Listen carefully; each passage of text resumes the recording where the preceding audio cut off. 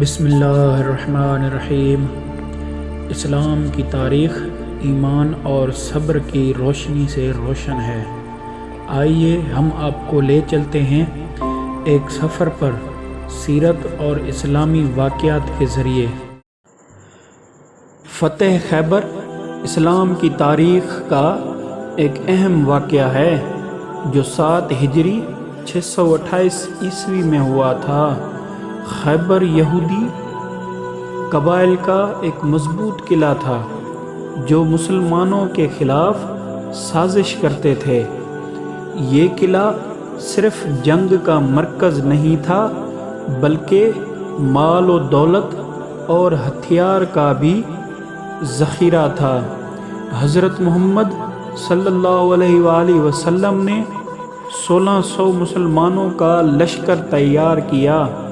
یہودیوں کی تعداد زیادہ تھی اور ان کے پاس مضبوط قلعے اور ہتھیار تھے، لیکن مسلمان صرف اللہ پر بھروسہ کرتے تھے۔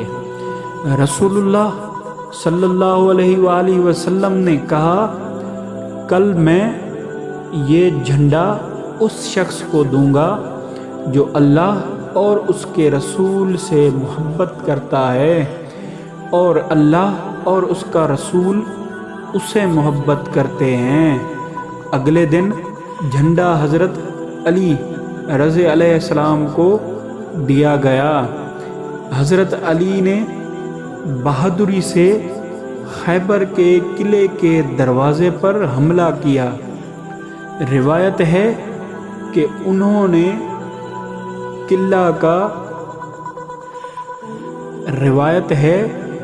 انہوں نے قلعے کا بڑا لوہے کا دروازہ اپنے ہاتھ سے اچھال کر ڈھال بنا لیا۔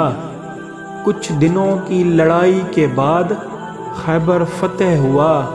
یہودیوں نے امن مانگ لی اور ایک معاہدہ طے ہوا کہ وہ اپنے کھیتوں میں کام کریں گے اور آدھی پیداوار مسلمانوں کو دیں گے۔ فتح خیبر نے اسلامی ریاست کو بہت مضبوط بنایا۔